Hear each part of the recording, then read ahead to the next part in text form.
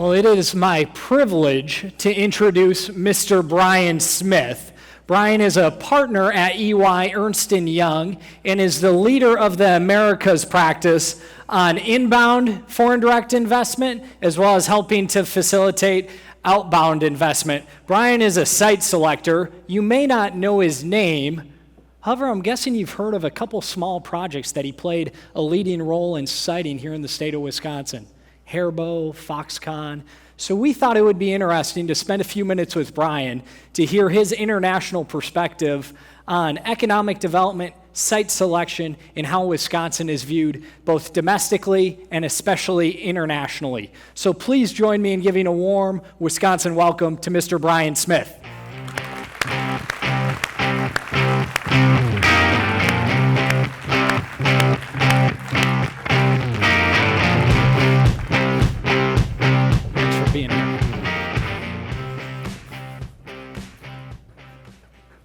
I bet you didn't think we'd be dealing with confetti today. No. This is great, though. But it's good to announce a winner, and congratulations to Uncle Mike's. But Brian, I briefly introduced you, and I'm sure that introduction didn't do justice. So share a little bit more about not only your role within EY, but then also your role as a site selector. It's a term we hear economic developers talk a lot about. It's a term we might read about in the newspaper or politicians may address, but what the heck does a site selector do from 8 to 5 each day? Well, thank you, and good afternoon, everyone. Brian Smith, partner out of our Chicago office, and I've been with EY for 20 years. And I lead our America's inbound efforts. And that really is a result of a lot of the foreign direct investment that is coming into the United States, not only on a historical perspective, but really today with the U.S. tax reform, with global trade disruption issues that we are facing from a geopolitical standpoint. And I've had the opportunity with that to work in 30 states. Wow. On 5 continents. And when people ask, what does a site selector do? And we're a little bit different than probably a traditional site selection type firm. We sit in our indirect tax practice within the United States. And what we do is try to act as an independent and agnostic provider in terms of advising our businesses from the inception of the idea, whether it be a new greenfield facility such as Foxconn, or even if it's an expansion opportunity such as Saputo Foods, which is a Canadian inbound that we had worked on a couple years ago with WEDC. And with that, we don't just look at the objective or subjective factors, we try to blend them all together and try to take a holistic viewpoint, because each person within an organization a lot of times has their own interest. So the real estate folks have a desire to go to a different area. The C-suite already may have a preconceived idea as to where to go. And what we try to do is take a snapshot of 10 to 15 locations, look at various site considerations, whether it be tax-related, labor, supply chain, etc., and then balance that with what are the tax effects, what are the financial benefits and or detriments, and what incentives can help increase that ROI. Well, I'm sure none of our members in here that there's ever any dissension in the C-suite. So let me just be clear on that. They always, I'm sure, view it the same. Internationally, a lot going on. You know, last few years we talked a lot about Brexit. Earlier this year, and continue to talk a lot about trade and the impact of tariffs. Last week, major news of the new USMCA being finalized. What does that do from your perspective internationally? What does that do, and where does that put? And I should have mentioned the tax cuts at the end of last year. What does that do for the U.S. as a place to land foreign investment? You know, maybe if I could take a snapshot back a couple years ago with a German inbound to set sort of the premise of today, is when there was the rumblings once President Trump came into office, and that he would revisit NAFTA at the time, as well as revisit what the tax code looks like going forward. We were working with a number of companies, and this one was a large appliance company, never had put a manufacturing facility within the United States in terms of an appliance, and they were looking at Mexico predominantly. And then once they realized that NAFTA could be a subject of change, they put that on hold, and then they really looked at what the United States had to offer. So with that, they then pivoted over the last year and a half and are in the process of looking more towards the southwestern part of the U.S., again, to serve the ability to be near Mexico, but then not be in Mexico because of the tax reform. Wow. And what we are seeing is, I spend a lot of time predominantly in Asia, within China, Japan, and Taiwan, and then from a European perspective, Germany, Switzerland, and the UK, is that the tax reform has really changed the paradigm as to how these companies look at the United States. Before, at the 35% rate, even though there was a lot of subsidies and other planning opportunities you could do to mitigate that, it still was a disadvantage. So then they went to the 21% rate. And then when you compound that with all the geopolitical issues, first Brexit, then secondly with Donald Trump winning the presidency and some of his aspects as to what does that do for trade, what we are seeing is, in particular, in various countries such as Germany, China, Taiwan, is that there's a pivot as to what do we do to protect our supply chain and what do we do to mitigate any long-term exposure, nothing more than in China, because I think there's a long-term fear that this isn't going to be a 1 or 2 year, it's going to be a longer marathon, even though if they fix the trade agreements today, or the trade atmosphere, I should say, that there's going to be a long-term effect. And I think just an example, if I may, is Taiwan. Taiwan, and we know that too from Foxconn, even though a lot of their operations are in China, a Taiwanese-based company, is that a lot of manufacturers are looking to move their supply chain from China to the United States to be closer to their end user or buyer. And I think that trend's going to continue as the president and his team look to renegotiate other agreements. Is part of that, Brian, driven by labor rates? Is that driven by intellectual property? Is it supply chain to nearshore to customers? It's more of supply chain to be closer to customers. And, you know, if I may too, as well, is when we first started talking with Foxconn, Chairman Guo, I think, had a very interesting take. And this really occurred when Governor Walker joined us over in Osaka, Japan, with a couple of other governors. And at that point, Chairman Guo said, before any of the trade rumblings started, that he needed to be proactive, get closer to the end user here in the United States, and be in an industry that had left the United States in terms of manufacturing these type of opportunities. So what we see not only with Chairman Guo is we're seeing this with other companies as well, and they're concerned that if there are these tariffs, that there are these artificial barriers that are being put up, that they're not going to be able to serve their existing and or new base economy. That's fascinating. I mean, what an insight in navigating the global network of EY and the wealth of resources and the ever-changing geopolitical landscape. So you briefly mentioned Haribo. Tell me a little bit about the site selection process, and as much as you're able to, take us behind the curtain of that project and that announcement. Yes, so on that one, this is unique. We heard The Economist have a very interesting take, and as an Illinois resident, I can certainly sympathize with some of the points that are being made, and probably will sympathize a tad more come November with the potential of the tax increase. However, what we saw was when we originally started with this company, and I think this is the same true way, because we worked together when you were at WEDC and now the folks with Mark Hogan and Tricia, is that a lot of our Illinois-based companies or people that are looking between the two are really stuck in the sense that, do we go to Illinois because a lot of times there's a feeling that they know more about the state. With Chicago, with some of the largesse of that, there is a, we'll say, favorability at times just on that alone. So in this case, the company was looking with a favorable outlook of Chicago. And putting a new manufacturing facility in, again, as a tax advisor as well, we said you probably want to take a second look at broadening your search, and not just the Chicago suburban region, but really Wisconsin. And what the outcome there was, we were able to go through our cost comparison model. And that was to show that the tax rates here in Wisconsin, with the Wisconsin Manufacturing and Agricultural Credit, really deminimizing the corporate tax. Secondly, the right to work aspect. And then when you layer in not paying anything from a tax or minimal with refundable credits that allow a company that's incurring cost up front and to alleviate that outlay through these incentives to make it much more competitive from an ROI, it really positioned Wisconsin much better than that of Illinois.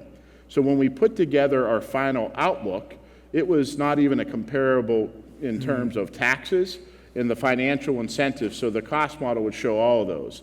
And then secondly, I think the willingness of WEDC, the local economic development communities, as well as the technical colleges to come together, come with one voice, whereas Illinois sometimes operates, here's the state voice, here's the local community voice, here's the technical college, and no one's communicating.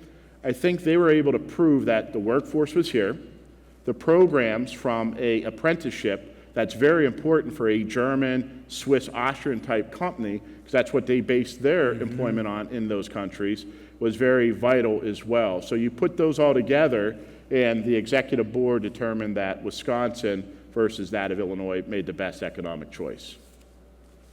And so one of the things, I mentioned this in your introduction, that you led the teams at EY working on both the Haribo but as well as the Foxconn project. It's my opinion that's one of the best stories never told, that success in, what would that be, spring of 2017, then set the table a year later for the largest greenfield foreign direct investment in United States history.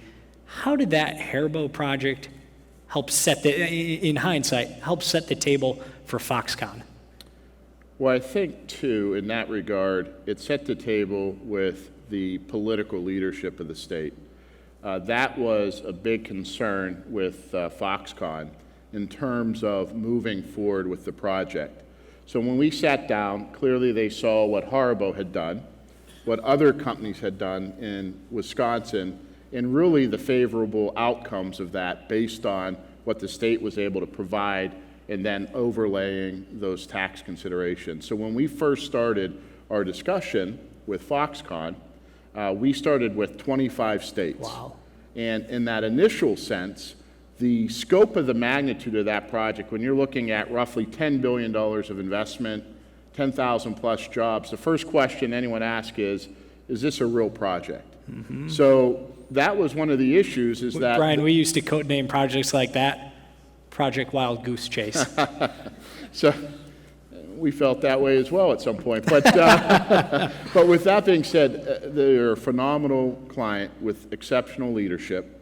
And we had reached out to a number of folks. The White House, with Mr. Priebus at the time, reached out to WEDC, the governor's office, and then the governor, as you know, with Mark Hogan, ended up going down to D.C., which played a pivotal role because what is unbeknownst is if that wasn't the case, that would have probably been a very detrimental aspect to the overall decision process. So the first thing was political stability and continuity.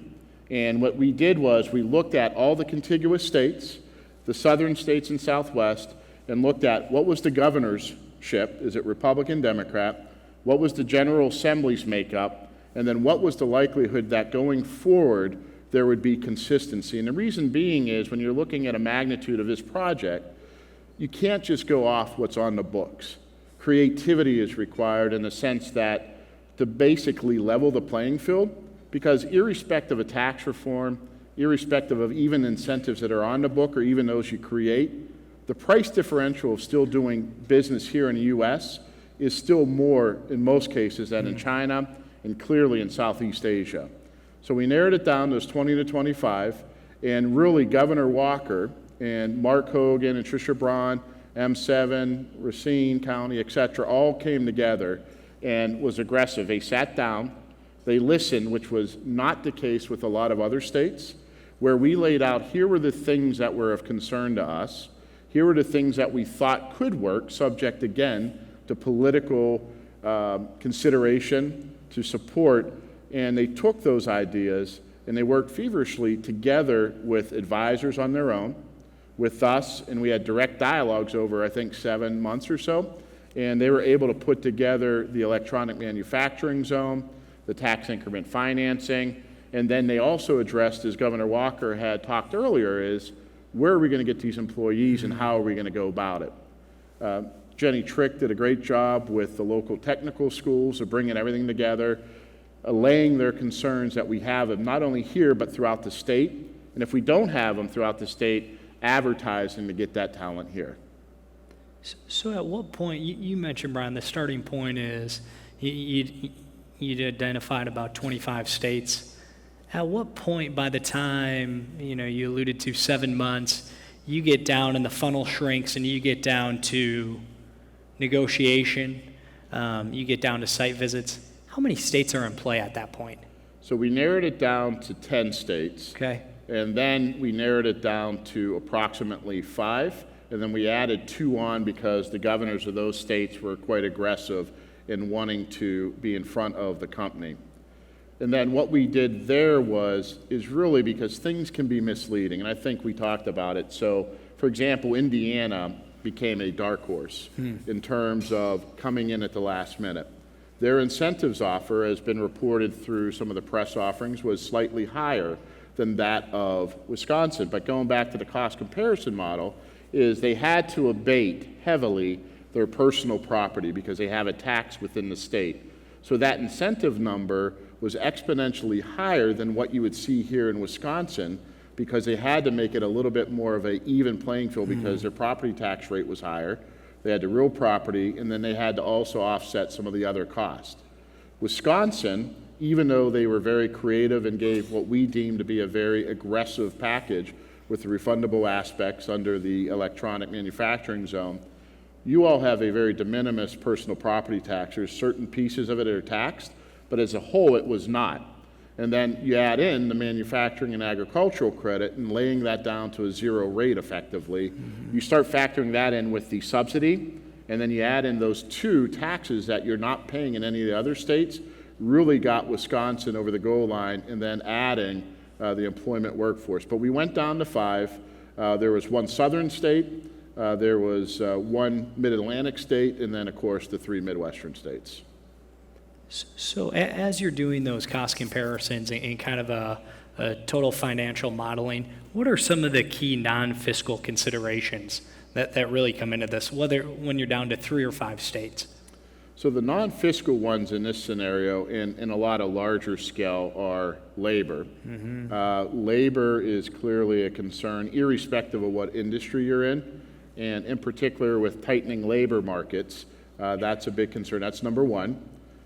2, ability to have logistics and access to international airports, not only for traveling, but also for supplies to come in, and then also attracting suppliers who are typically from overseas or otherwise. And then thirdly, I can't emphasize enough the political aspect. And it affects everything, right? It affects fiscal policy, it affects tax policy, it affects really even the workforce development aspect. And a lot of companies are looking for consistency.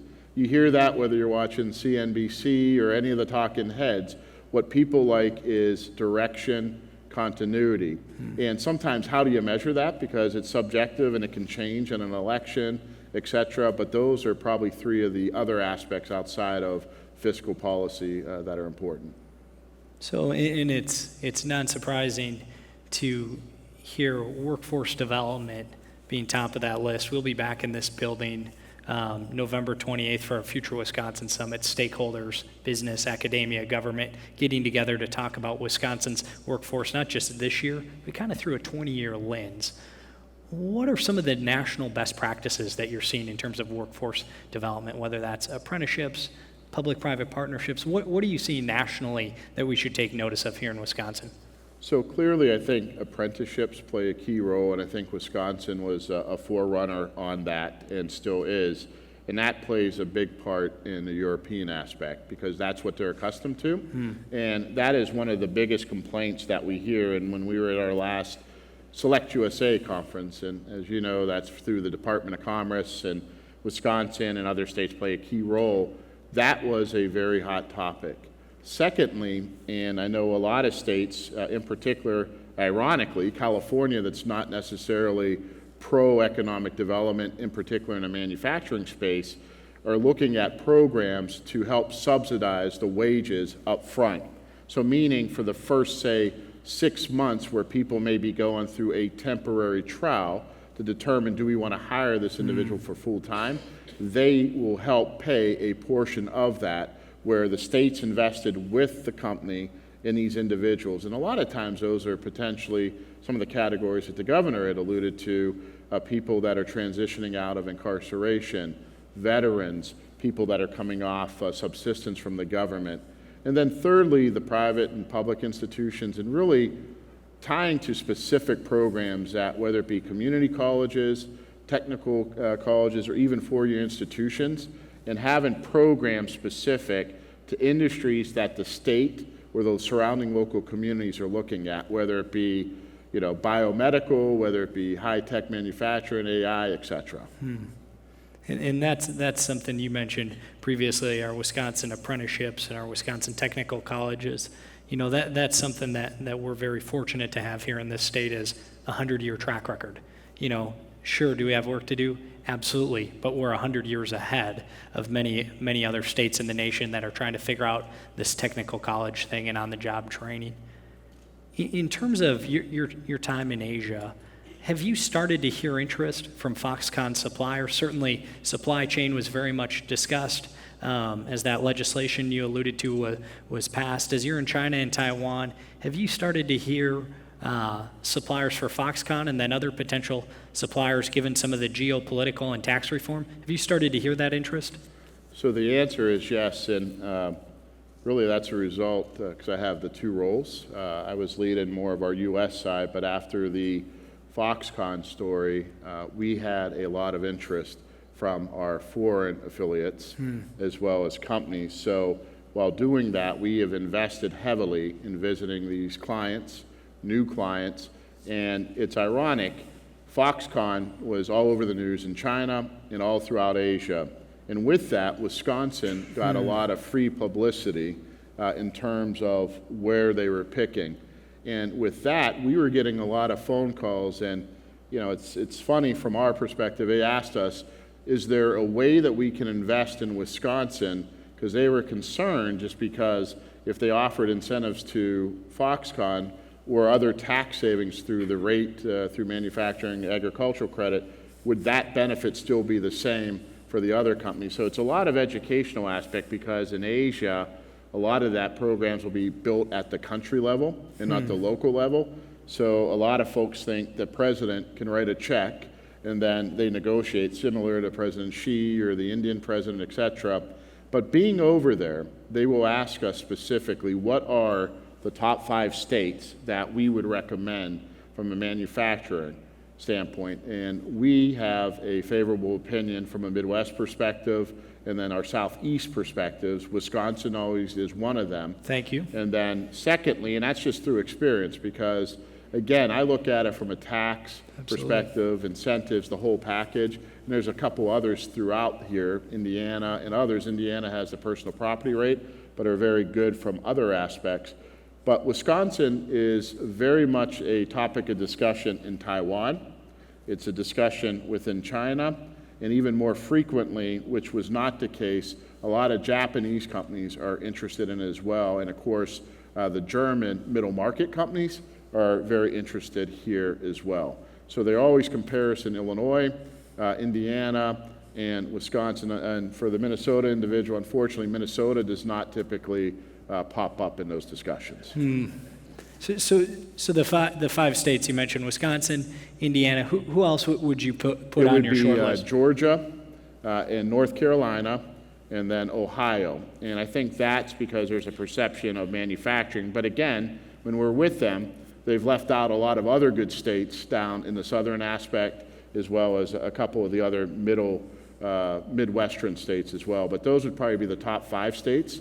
And of course, if you're looking at some of the larger scale automotive companies, your Alabamas, your Tennessees, Georgia, and Mississippi's are really the big interest there. So in terms of, you mentioned before some of the fiscal and non-fiscal considerations in advisory and site selection work. You also alluded to our panel this morning that talked about public policy across three different states, kind of the tales of 3 very distinct cities. What role does that public policy play not just in terms of certainty of capital investment, but just in terms of advising clients and helping them to mitigate risk throughout the process? It plays a significant part because, like anything as we discussed, there's elections, and whether they're 2, 4 years, et cetera. So what clients want, again, is that continuity. So when you think of fiscal policy, you have Wisconsin, and I'll do a comparison between that of Illinois. Wisconsin's pension is fully funded. You guys are in good fiscal stewardship as a whole compared to that of Illinois. So when we're meeting our clients, we feel comfortable, in particular with the current outlook with the administration, that hopefully tax reductions may continue to take place. There's a continuity that there isn't going to be an increase on the horizon, which in turn is going to increase cost of doing business in a given state. Whereas when we meet with people on Illinois, for example, there is so much concern regarding the fiscal stability that if they move in today, or even if they're existing, what does my future tax outlook look like? We had the reduction. That reduction went back up since the reduction was only temporary. And then now, depending on who wins the general election there, one is going more towards a progressive rate, one to increase the corporate income tax rate, whereas the other one is probably more neutral on that, depending on the day, and I'd have to defer to our economist on that.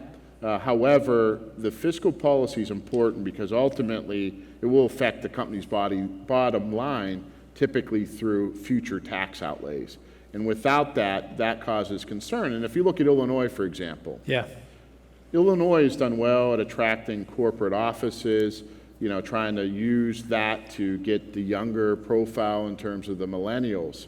But I have a number of clients that would never invest from a manufacturing perspective because it's not right to work.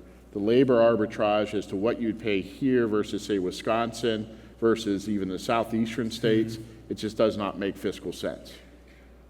That's interesting. So right to work is part of the boardroom conversation. As you draft that list of 25 initial states, right to work is part of that conversation? That's correct. So it's always part of it. Then we look at, are there prevailing wages in terms of constructing buildings and facilities, because then that adds extra percentages. And then when we're looking at what we are, right, from foreign direct investment, rightly or wrongly, the labor rates are a lot less. They don't have as stringent of labor laws as they do here. Sure. And we're clearly not proposing that that's the case. However, the cost is exponentially higher here. So then when you add in a state that is more labor-oriented, labor union-oriented, that has a lot of prevailing wages, it just compounds and it becomes very uncompetitive. So a final question for you, Brian. So in Wisconsin, it's certainly been a few years of major economic development announcements, major expansions and relocations and greenfield investments. You've played a leading role in many of those. I know many of our members and friends in the audience have had significant announcements and capital investments. As we look into 2019 and look to keep this momentum going, what advice would you have for the business community? I think for the business community, and even perhaps just from a political aspect, is, as I think someone mentioned earlier, keep the ship moving in the right direction. Meaning if you took a snapshot 10 years ago, and again, measurements are somewhat subjective, is that Wisconsin was constantly in the bottom 10 or bottom 15 from a state competitiveness standpoint. Upon Governor Walker taking leadership, and again, this is unbiased, it's just factually speaking, you have now jumped up in most rankings between 10 and 15. So you've really swung all the way up until the top 10, top 15 states within the union for business. And that is because of continuity of policy. When you look at it, we haven't heard tax increases in the discussion of Wisconsin, at least from the current administration. And looking, how do we reduce the burden on our businesses through providing subsidies to try to attract investment, to try to attract workforce creation. And then secondly, going through the programs, which Governor Walker alluded to, where there are people that are on the sideline, how do we get them trained up then to enter the workforce? When we look at other states, and what we would look at from a business is invest, as we would recommend, in states that provide fiscal stability, that can increase your ROI up front within the first 3 to 5 year period, and that's typically either through subsidies or other tax policy. And then thirdly, go to states that have a talented labor pool that can associate not only today's workforce for you and the challenges there, but what it looks like going forward. So again, when we do this from an overall site selector perspective, it's taking a snapshot of today, and in the best of our ability, look in the crystal ball as to what policy looks like in the future. And then the objective factors are, what's the current tax rate, what's your current supply chain cost, what's your current incentives offsets, and then coming together with our client to make an informed decision. And again, it's agnostic. It's what is the best result for the company and what's the best result for the shareholders. And smart to have a third party take a look at that, because certainly mitigating risks and putting values to different moving components is a large part of that. Well, please join me in giving a round of applause to Brian. Brian, thank you so much for taking the time to be with us today. Thank you. I appreciate it. Good to be with you.